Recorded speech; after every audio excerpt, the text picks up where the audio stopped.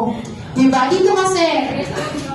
Maka-overcome mo rin yan. Yes. Alam mo ba, ito yung isa sa part na maganda kasi lahat ng rejections, lahat ng nangyari sa'yo bago mo makuha yung benta mo, ang sarap na ipakwento mo sa kanila lahat. Sige na, ilabas mo yan. Ma'am, first time ko lang kasi magsalita. Kaya mo yan. Bigyan niya din ako dati. Naiiyak siya. Oo. Ano? Naiiyak siya. Okay, gusto niyo ulit ng palakpakan!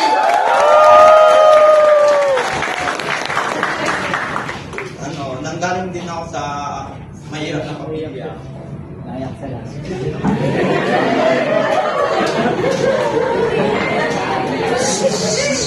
Ang trabaho ko dati, construction. Lego.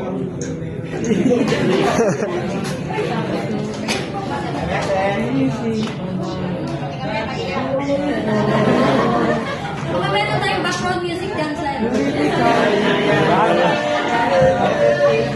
gusto ko pakinggan yung kwento. Kumikita ako dati.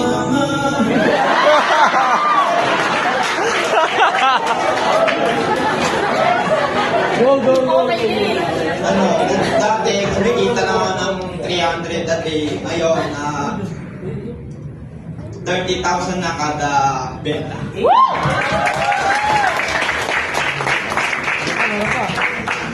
Then, ang strategy ko naman po,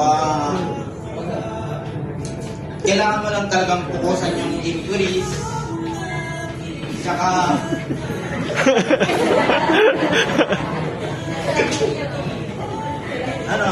Let's go. lahat po ng benta ko is, nagsimula ako is 6 na po.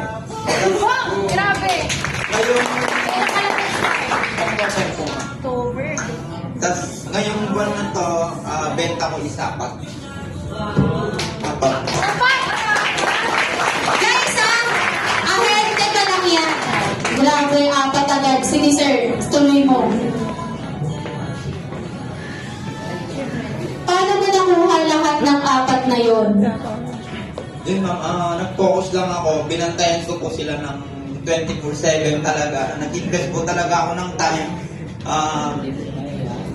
Kumbaga nag-posting po ako ng alas 12 ng gabi hanggang umaga na po yun. Hindi po ako natutulog, nagkakape po ako ng 4 na beses. Apat, ay guys, take note ha, 4 na beses magkape para may 4 na benta sa isang gabi. Mambate to. Kaya hindi ha, sige ka, marami akong sasabihin, marami akong take away sa kanya. So yun, ano lang ma'am. Tas, ang achievement ko naman, binilhan kami ng leader namin ng motor. Nice! Pang light ko. Grabe. Kakais lang ng kagabi. Na, Bili lang ng kailangan ng mga damit. Kasi kakakomisyon na. na dati, naglalakad ka lang, nagko-construction. Ngayon, may sarili ka ng motor. Tapos may kita pa, may commission pa. Then, yun ma'am, dahil sa opportunity na to, binilhan ako ng bagong cellphone ng leader ko. Grabe. Nice one. Okay lang. Oh my God. Gusto ko muna kayo magsalita kasi ako excited ako sa mga... Excited ako